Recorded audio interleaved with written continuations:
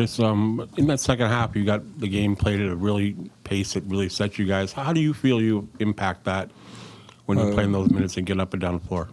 I mean, just trying to find what we're missing in the game, either rebounding, a little bit of running. I mean, at the end of the day, I feel like we played a really good game, but it took us time to get going, and I feel like that's pretty much my role, to kind of bring energy to the game and speed it up a little bit.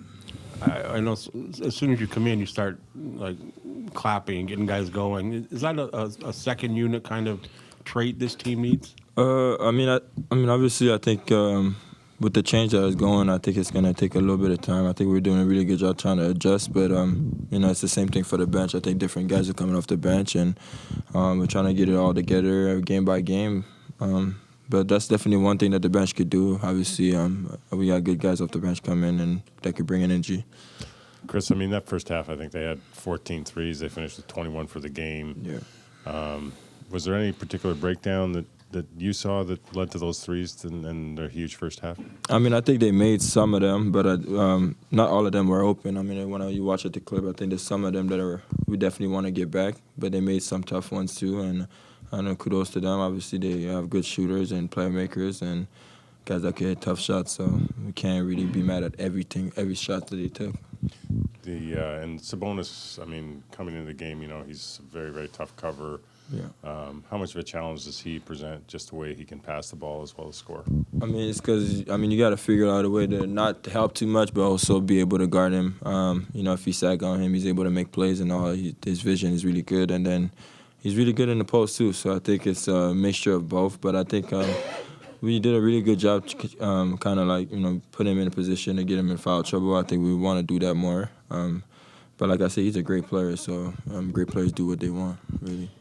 It's not the first time that you guys have trailed by about 20 or 23 points in a game before and managed to come back. Did this one feel any different despite the result, of course? I mean, I think it does. Obviously, when it's an away game, and you hear the crowd and all that, and you go down that much, you want to win. And obviously, I think we felt like we had a chance. I think now winning changes everything, obviously. But I think we definitely could learn from it. And like I said, it's always the same thing. We just got to find ways to, keep 4 quarters together instead of 3. Darko, obviously they got away from you there in the first half. What did you sort of correct in the second half, and what did you say about this new constructed team that it comes back to? Exactly right, like that. First half, we allowed them transition. We allowed them second chance points. We did not do a good job rebounding there. I believe they had 7 or 8 offensive rebounds in the first half for some 14 second chance points. And that was the biggest problem there. Adjustment in the second half was our physicality and grit not to give up. When you're down 20, you have decision to make if you're going to quit or you're going to continue fighting. And our group stayed together and they continued fighting it. We found a way to get it back in the game. And I thought that on a play that quickly hit a 3, I thought that he got fouled there. We did not get it called tonight. With those 3 free throws, we're talking about, potentially completely different end of the game there. But we cannot complain about that. We gotta do much better job in the first half coming out and taking away the biggest strengths of the opposing teams. Mike had asked you before the game about Sabonis being a really tough cover, and he really got into facilitating, and explain how he got to all those numbers tonight. Rebounding, he does really good job with offensive rebounding as well. A lot of times what he does is he does good job of doing physical part of a fight early, and he a lot of times pushes players, get them out of their positions, and I thought that we did not do a good enough job there in the first half, and that does not fall down on one player. We talked about it, that everybody's got to be in there and everybody's got to rebound. There is no fast break in transition until you secure the defensive rebounds. And when he was rolling to the rim in the first half, he did not do a good enough job of being up to the level of screen to take away that pocket pass where he's most dangerous, and we did much better job in the second with that.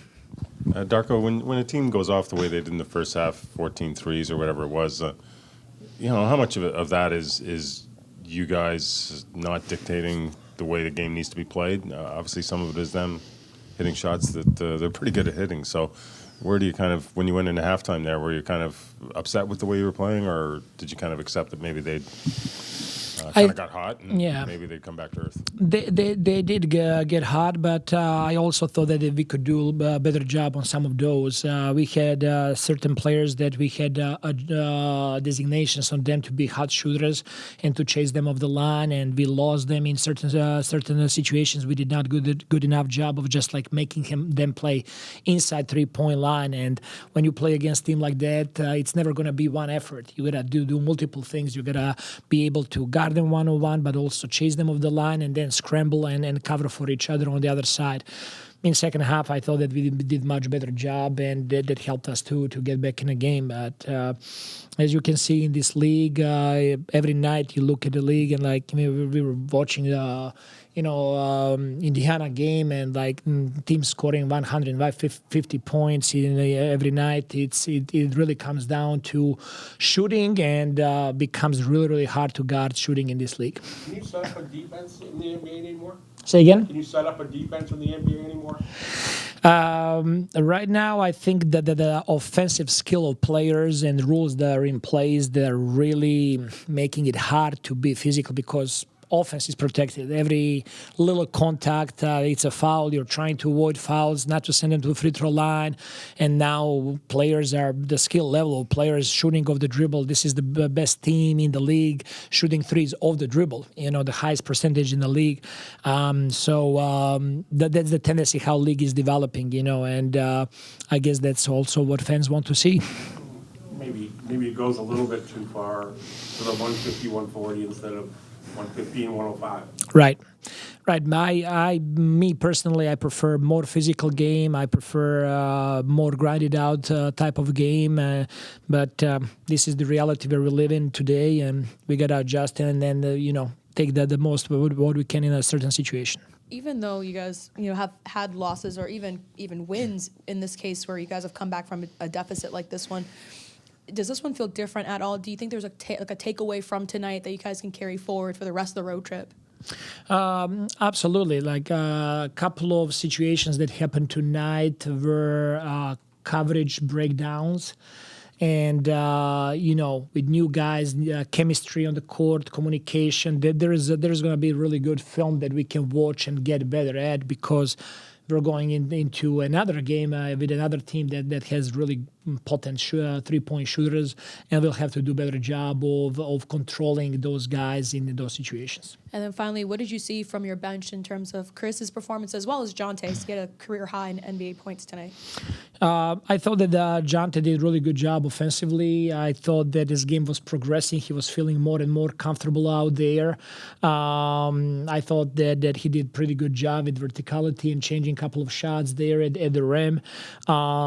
Chris was everywhere on the floor tonight. He was active. He was aggressive. He was getting deflections and steals. He played a really good game. I'm really proud of his performance tonight. Dennis off the bench as well. He was plus 12, scored 18 points. I thought that all threes that he took were good shots. They did not fall tonight, but they're going to fall next time.